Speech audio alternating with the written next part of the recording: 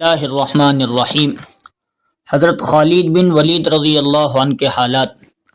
حضرت خالد بن ولید رضی اللہ عنہ کی بہادری اور شجاعت سے کون ناواقف ہوگا۔ انہوں نے اسلام کی خوبیوں سے متاثر ہو کر صلح حدیبیہ کے بعد ایمان قبول کر لیا۔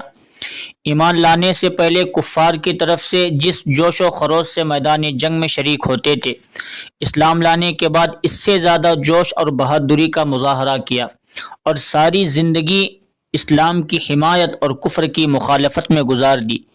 ایمان لانے کے کچھ ہی عرصے بعد سن 8 ہجری میں غزوہ موتا کا واقعہ پیش آیا، جس میں مسلمانوں کے امیر حضرت زید بن حارثہ رضی اللہ عنہ، حضرت جعفر بن ابی طالب رضی اللہ عنہ اور حضرت عبداللہ بن رواحہ رضی اللہ عنہ باری باری شہید ہو گئے۔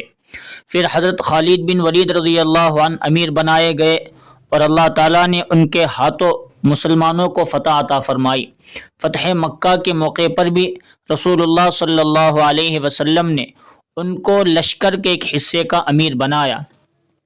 حضور صلی اللہ علیہ وسلم کی وفات کے بعد حضرت ابو بکر صدیق رضی اللہ عنہ نے ان کو مرتدین سے قتال اور مسیلمہ کذاب سے جہاد کرنے کے لیے بھیجا، جس میں ان کو فتح نصیب ہوئی۔ اسی طرح روم اور فارس کی فتح میں بھی ان کا بڑا دخل رہا ہے۔ انہی صفات کی وجہ سے رسول اللہ صلی اللہ علیہ وسلم نے فرمایا، خالد بن ولید رضی اللہ عنہ اللہ کی تلواروں میں سے ایک تلوار ہے جس کو اللہ نے کفار و مشرکین کے لیے نیام سے نکال رکھا ہے۔ صحابہ کرام رضوان اللہ تعالی علیہم اجمعین کے ہر عمل میں اخلاص نیت اور اللہ تعالیٰ کی رضا شامل ہوتی تھی، اس لیے وہ اخلاص اور اللہ کی رضا مندی حاصل کرنے کے لیے بڑے بڑے عہدے قربان کر دیا کرتے تھے۔ حضرت خالد بن ولید رضی اللہ عنہ کی معزولی ان کے اخلاص کی بہترین مثال ہے۔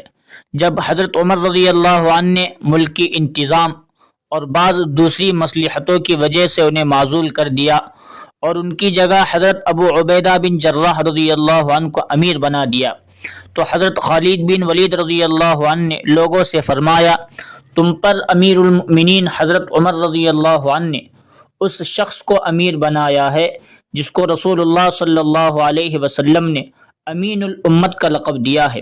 یہ کہہ کر امارت کو ان کے حوالے کر دیا۔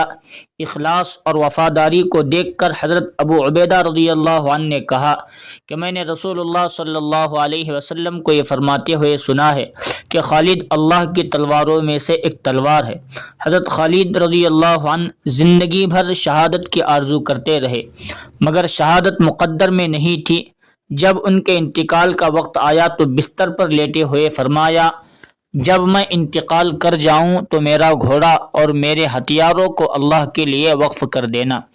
ملک شام کے حمص نامی شہر میں سن 21 ہجری میں ان کا انتقال ہوا۔